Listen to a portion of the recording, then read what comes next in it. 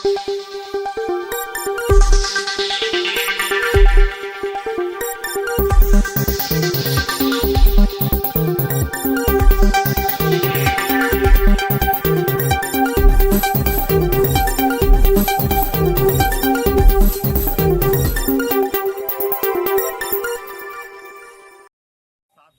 आयोगाच्या शिफारसीनुसार 10, 20, 30 वर्षाची सेवा झाल्यानंतर आश्वासित प्रगती योजना लागू केल्या जाते। परिपत्रक निघालेलं आहे, परंतु त्याचा लाभ ना कार्यरत कर्मचाऱ्यांना मिळाला ना सेवानिवृत्त कर्मचाऱ्यांना मिळाला। त्याचा लाभ मिळण्यात यावा याच्याकरता जेवढेही प्रकरणं आहेत ते निकाली काढण्यात यावा ही सुद्धा मागणी आहे। नागपूर महानगरपालिकेतील कर्मचारी, शिक्षक, सफाई कामगार जो काम करतोय त्याला एखादा गंभीर आजार झाला तर 5 लाखाच्या वरती त्याला खर्च येतो। त्याकरता आम्ही प्रशासनाकडे मागणी केलेली आहे की बुवा तुम्ही कॅशलेस विमा पॉलिसी लागू करा, जेणेकरून आमचा कर्मचारी तिथे ऍडमिट झाल्यावर त्याच्या खिशातून एकही पैसा न जाता नंतर जे तुम्ही रिएम्बर्समेंट करता ते रिएम्बर्समेंट न करता जेवढं काही बिल निघेल तेवढंही बिल नागपूर महानगरपालिकेने द्यायला पाहिजे। आज नागपूर महानगरपालिकेमध्ये कर वाढवा, टॅक्सची वसुली करा याचा तकादा लावण्यात येत आहे, परंतु तिथे 156 पदोन्नतीचे रिक्त आहे।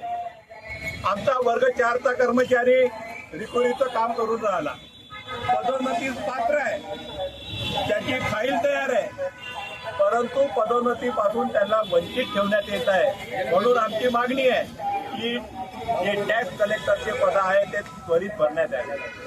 पुन्हा एक गोष्ट तुम्हाला सांगू इच्छितो की नागपूर महानगरपालिका टॅक्सची जी पावती आहे ती पावती वाटप करण्याचं काम त्यांनी पोस्ट ऑफिसला दिले आणि एका पावतीच्या मागे 36 रुपये ते खर्च करून राहिले। एकदा त्या पोस्ट ऑफिस मधून 36 रुपये दिल्यावर ती पावती कोणाला भेटून राहिली, कोणाला नाही भेटून राहिली। परत आल्यावर ते आमच्याच कर्मचाऱ्याला सांगून राहिले की तुम्ही जाऊन ती पावती वाटा। त्या कर्मचाऱ्याला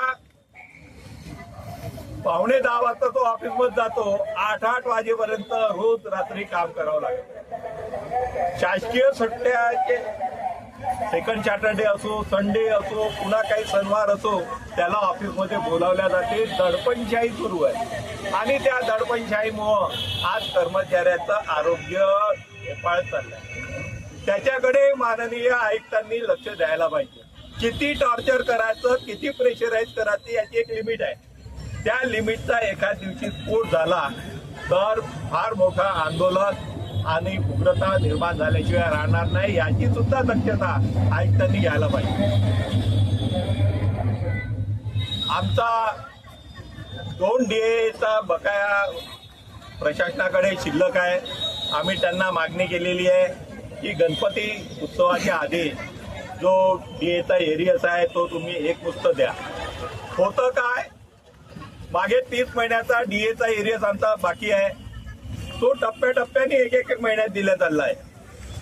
तुम्ही घेताना एकमुस्त घेता आणि या नागपूर महानगरपालिकेच्या कर्मचाऱ्यांना, शिक्षकांना, सेवानिवृत्त कर्मचाऱ्यांना दर महिन्यात तुकड्या तुकड्यामध्ये वाटप सुरू आहे।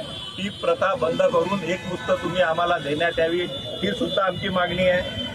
जे कर्मचारी ते मग टॅक्स डिपार्टमेंटचे असो, सिव्हिल ऑफिसचे असो, आमचा सफाई कामगार असो, जो सुट्टीच्या दिवशी काम करतो त्याला त्याचा मोबदला मिळाला पाहिजे ही आमची एक प्रमुख मागणी आहे। आणि या मागण्यांवर प्रशासन लक्ष देणार नाही, त्या निकाली काढणार नाही तर नाइलाजास्तव संघटनेला मोठ्या प्रमाणात रस्त्यावर येऊन आंदोलन करावं लागेल। आली वेळ तर बेमुदत संप सुद्धा करावं लागेल, याची प्रशासनाने दखल घ्यायला पाहिजे।